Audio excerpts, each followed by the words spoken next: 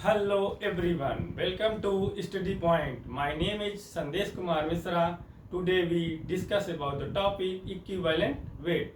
What is equivalent weight? The equivalent weight of compound is the result of dividing the molecular weight by the charge number of that compound. इसका meaning ये हुआ कि equivalent compound divide होता है molecular weight का और charge number of that compound का। इसको फिर से रिपीट कर लो। The equivalent weight of compound is the result of dividing the molecular weight by the charge number of that compound. Important point कुछ इक्विवेलेंट के हैं। ये यूनिट लेस होता है।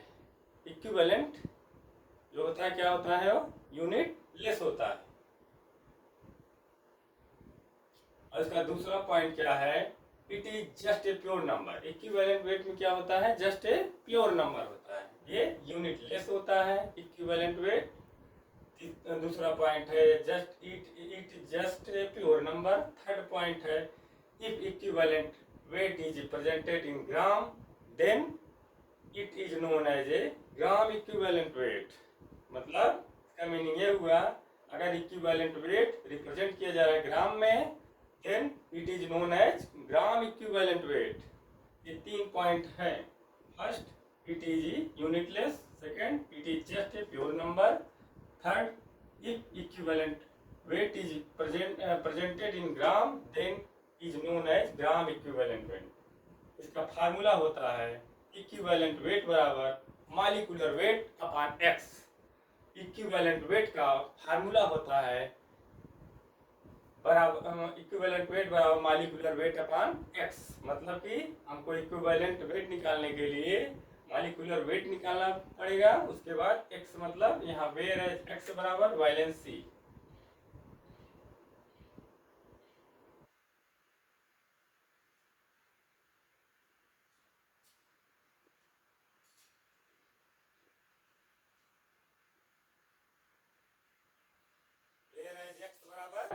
Valency. How to calculate equivalent weight. हम equivalent weight को कैसे calculate करेंगे। For example in case of acid में x बराबर बेसिसिटी। एसिड के केस में कितने H प्लस सॉल्यूशन में डिजॉल्व हैं, घुले हैं, वो बेसिसिटी होता है। बेसिसिटी।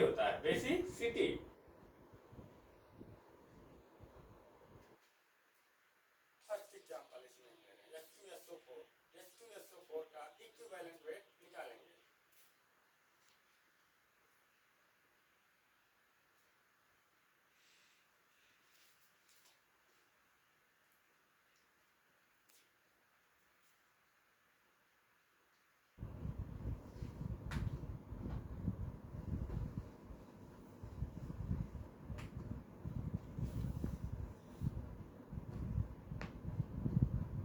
H2SO4 का इक्विवेलेंट वेट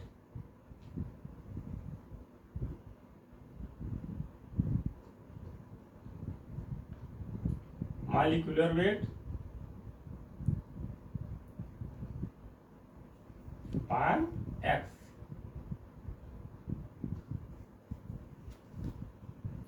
तो H2SO4 का मॉलिक्यूलर वेट हम निकालेंगे,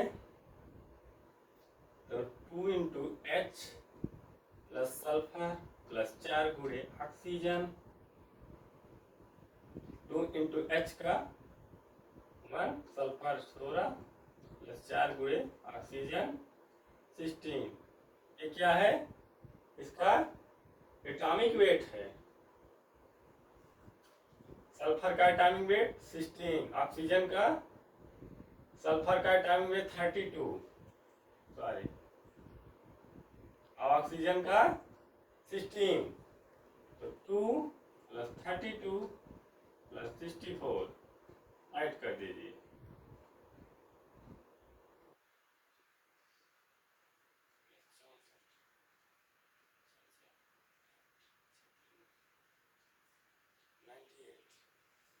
ये आपका क्या है, अभी हम मॉलिक्यूलर वेट निकालेंगे।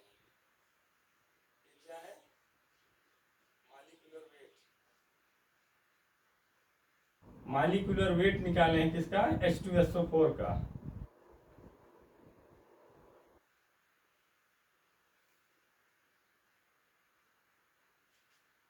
मालिकुलर वेट H2SO4 का, इसमें हाइड्रोजन का atomic mass, atomic weight, sulphur का एटॉमिक वेट 32, ऑक्सीजन का 16। अब वैल्यू पुट कर दीजिए, इक्विवेलेंट वेट बराबर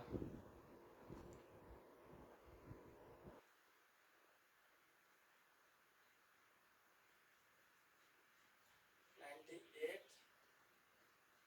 अपॉन एक्स। एक्स की वैल्यू इसमें क्या पुट किया जाएगा कि बेसिक सिटी कितना है, एच कितना है 2, तो 2H मतलब 2H प्लस, मतलब कि 2 चार्ज है इस पर, वैलेंसी इसकी 2 चार्ज होगा इस पर, बेसिसिटी 2। तो इसको कट कर दीजिए, डिवाइड, तो इक्विवेलेंट वेट बराबर कितना आ जाएगा 49। यहाँ डिवाइड करके देख लीजिए 98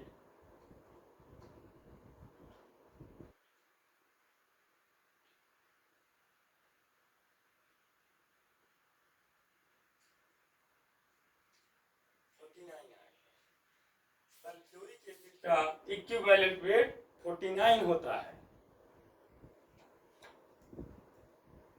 You can note it this.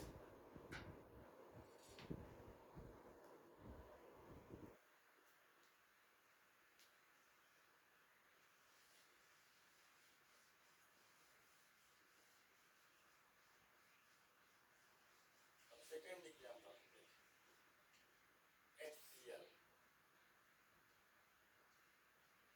HCl का इक्विवेलेंट वेट निकालेंगे।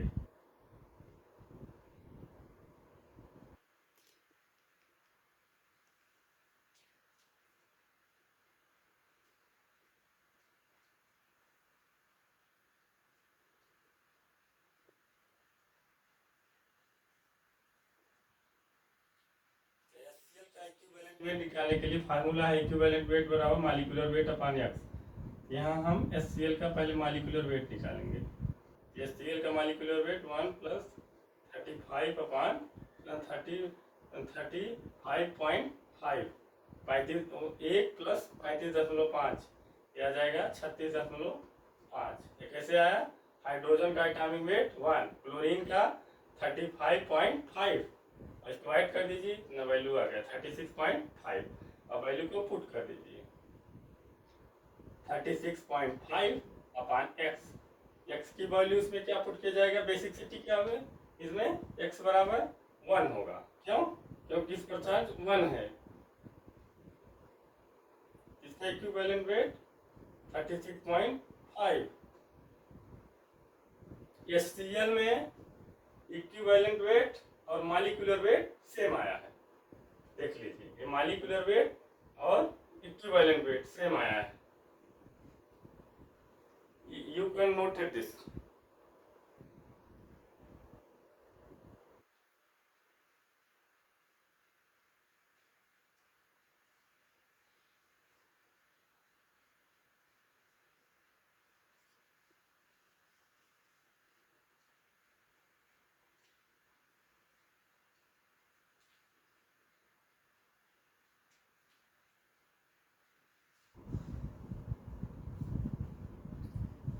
CH3COOH में देख लीजिए, एस्टिक एसिड में CH3COOH,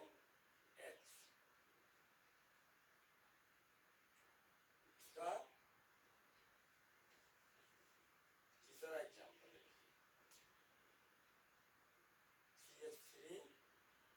CH3COOH।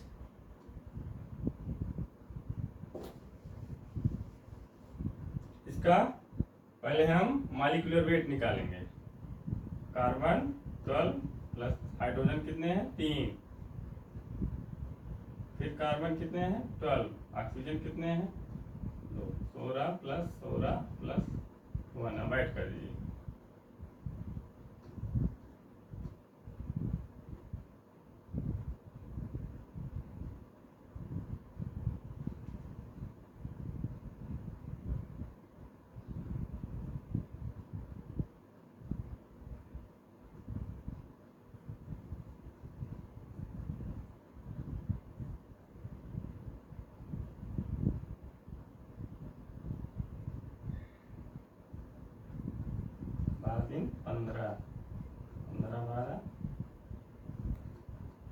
27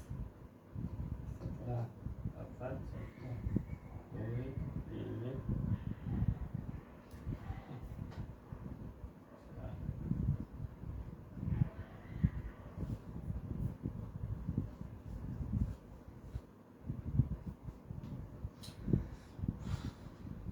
कार्बन का 12, हाइड्रोजन का 3, कार्बन का 12, फिर ऑक्सीजन का 16, 16 हाँ तो 16,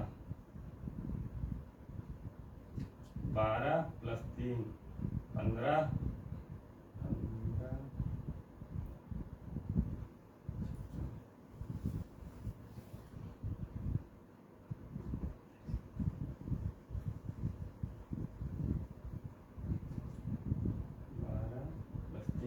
15 हो जाएगा।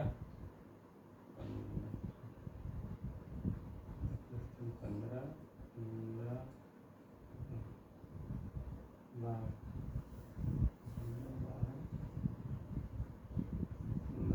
27 25 5 2 7 2 9 1 10 2 3 2 5 1 6 60। यहाँ देखिए फिर यहाँ कार्बन का 12, हाइड्रोजन का 3 इंटू 1, फिर कार्बन का एटॉमिक वेट 12, फिर ऑक्सीजन का 16, फिर ऑक्सीजन का 16 क्योंकि 2 ऑक्सीजन, फिर हाइड्रोजन 1, तो 12 3 15, 12 3 15, फिर 12, फिर 16 16 32 प्लस 1, तो ऐड कर दीजिए 5 2 7 7 2 9 1 10 0 1 1 2 तो 3 2 5 1 6 60 आ गया इसका molecular weight.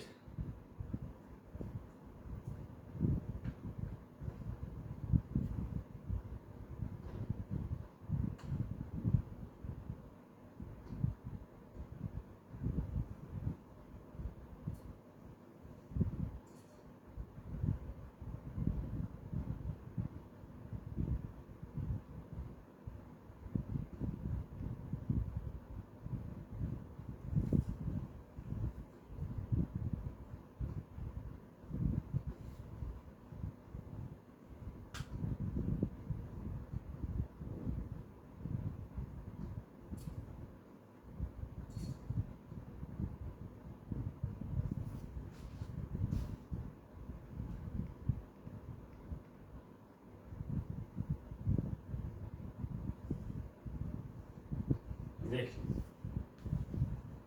15 plus 12 plus 33, 15 12 27, 27 plus 33 60 होगा, 7 3 10, 3 2 5 1 6। हाँ इसका एस्टिक एसिड का मॉलिक्यूलर वेट कितना आ गया 60।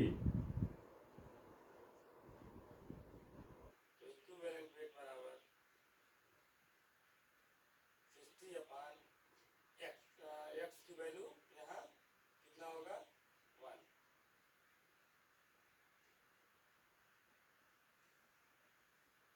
इक्विवेलेंट वेट बराबर एस्टिक एसिड कितना होगा 60 सेम, मतलब कि इक्विवेलेंट वेट बराबर मॉलिक्यूलर वेट का एस्टिक एसिड में। You can noted this.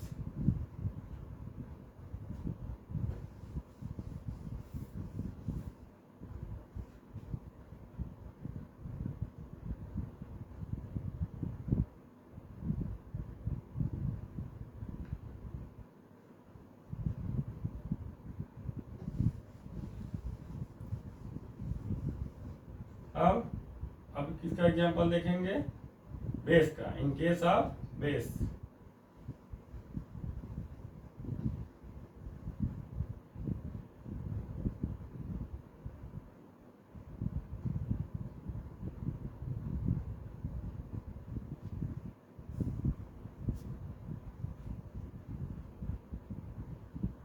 Base के केस में तो यहाँ x बराबर क्या हो जाएगा एसिडिटी। बेस के केस में x की वैल्यू एसिडिटी हो जाएगी।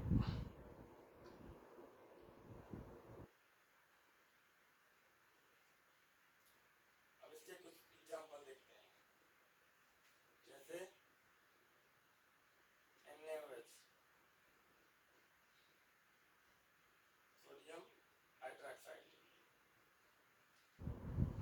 तो सोडियम हाइड्रोक्साइड का इक्विवेलेंट वेट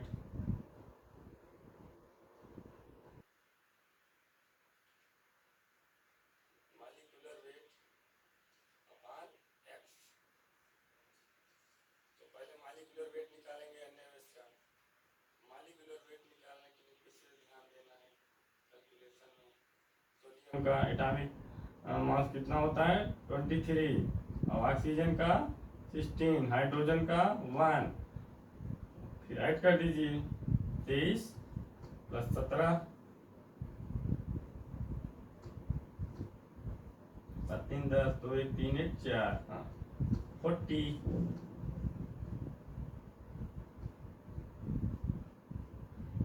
तो इक्विवेलेंट वेट बराबर कितना, मॉलिक्यूलर वेट कितना आया है NaOH का 40। तो इसका x का कितना होगा 1 होगा। इसमें क्यों होगा बता रहे हैं।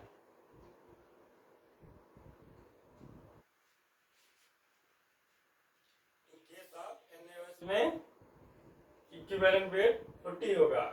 इक्विवेलेंट वेट और मॉलिक्यूलर वेट सेम होगा। क्यों? क्योंकि इसमें x बराबर कितना आया है 1 आया है। तो चार्ज कितना है वैलेंसी का 1 चार्ज है। You can noted this.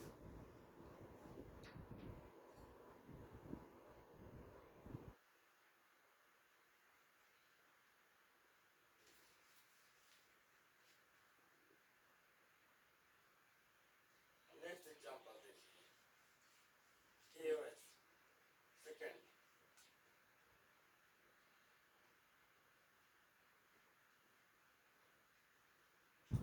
KOH का इक्विवेलेंट वेट निकालने के लिए KOH का पहले मॉलिक्यूलर वेट निकालेंगे।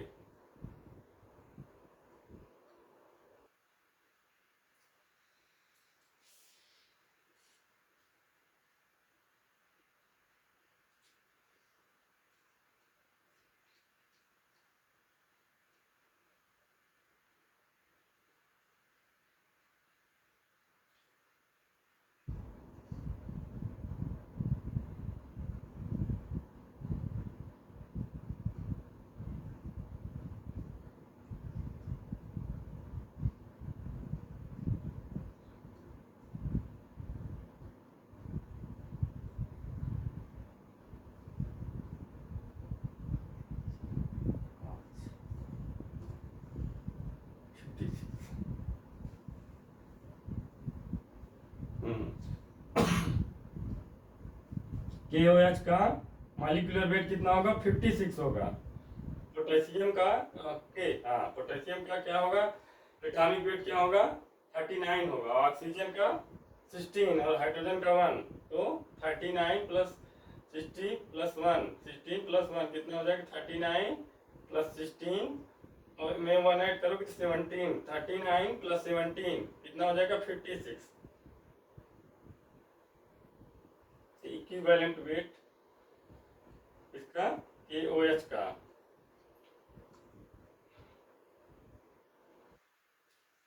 56 अपॉन 1।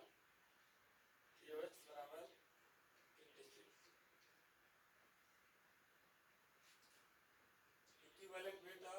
इक्विवेलेंट वेट बराबर हो गया मॉलिक्यूलर वेट किसके में, किस केस में KOH के, क्योंकि इसमें दोनों सेम आया है मॉलिक्यूलर वेट और equivalent weight.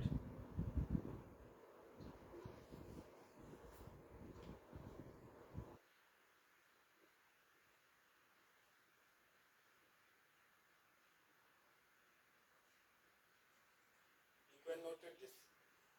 Next example is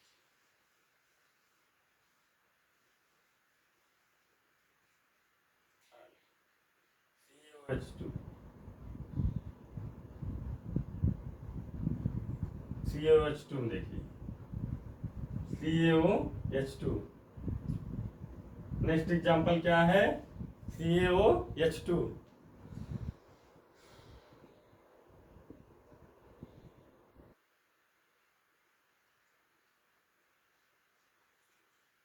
next example CaOH2। तो कैल्शियम का कितना होता है एटॉमिक मास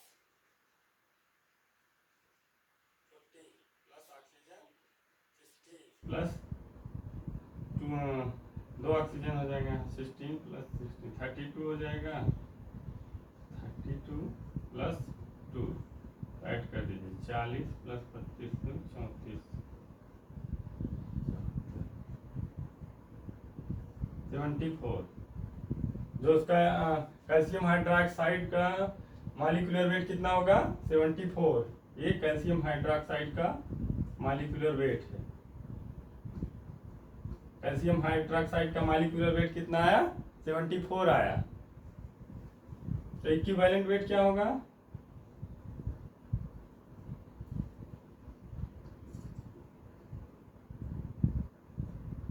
74 यहाँ x की वैल्यू क्या होगा 2 चार्ज आएगा क्योंकि यहाँ 2 है 74 डिवाइडेड बाई 2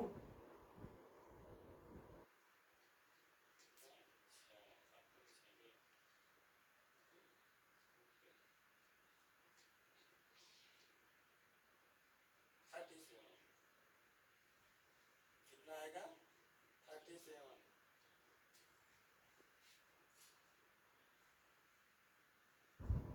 कैल्शियम हाइड्रोक्साइड का इक्विवेलेंट वेट कितना आएगा 37 आएगा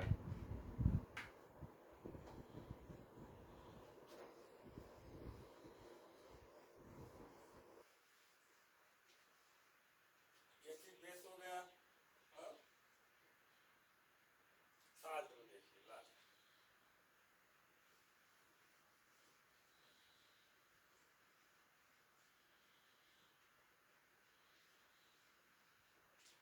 इनके साथ साल्ट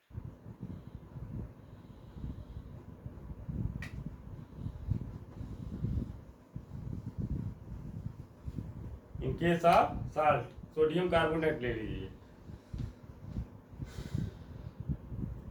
साल्ट में आपका sodium carbonate Na2CO3 salt in case of salt में इक्विवेलेंट वेट निकालने के लिए पहले हम मॉलिक्यूलर वेट निकालेंगे सोडियम कार्बोनेट का मॉलिक्यूलर वेट बहुत ध्यान से निकालना है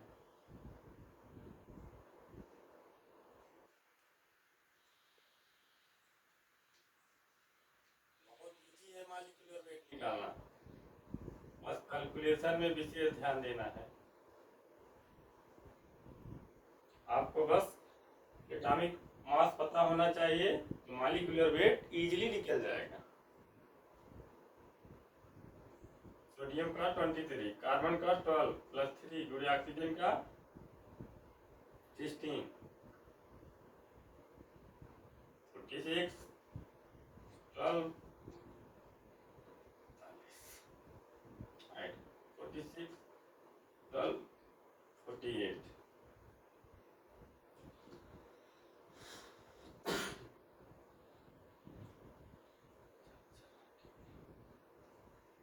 106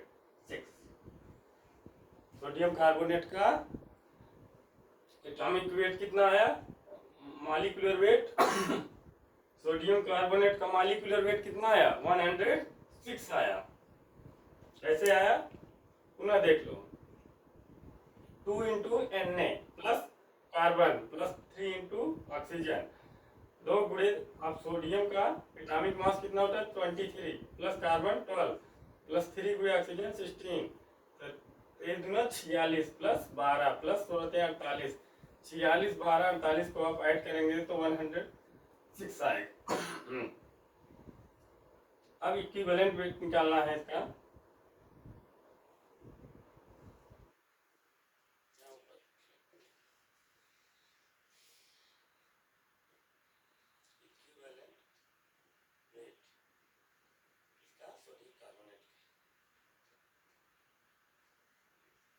इक्विवेलेंट वेट निकालना बहुत इजी है बस आपको पहले मॉलिक्यूलर वेट निकालना पड़ेगा फिर उसकी क्षारकता बेसिसिटी एसिडिटी फिर साल्ट सबका पता करना पड़ेगा कितना चार्ज है इस पर वैलेंसी इक्विवेलेंट वेट निकालना है हमका, हमें सोडियम कार्बोनेट का निकालना है हमें। इक्विवेलेंट वेट बराबर होता है मॉलिक्यूलर वेट अपॉन एक्स। तो मॉलिक्यूलर वेट आपका आया है 106 अपॉन एक्स की वैल्यू इसमें क्या होगा 2 होगा, डिवाइड कर दीजिए 106 में 2 का डिवाइड, जो आएगा वही इसका इक्विवेलेंट वेट होगा। जो बच्चे 10 2 टाइम 6 53।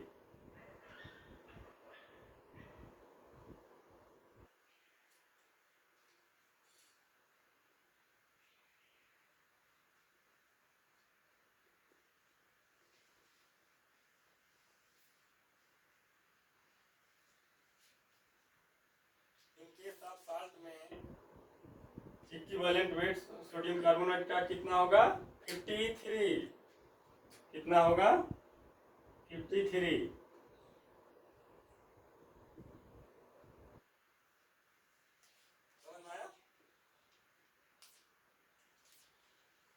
इनके साथ सोडियम कार्बोनेट में इक्विवेलेंट वेट कितना आया 53।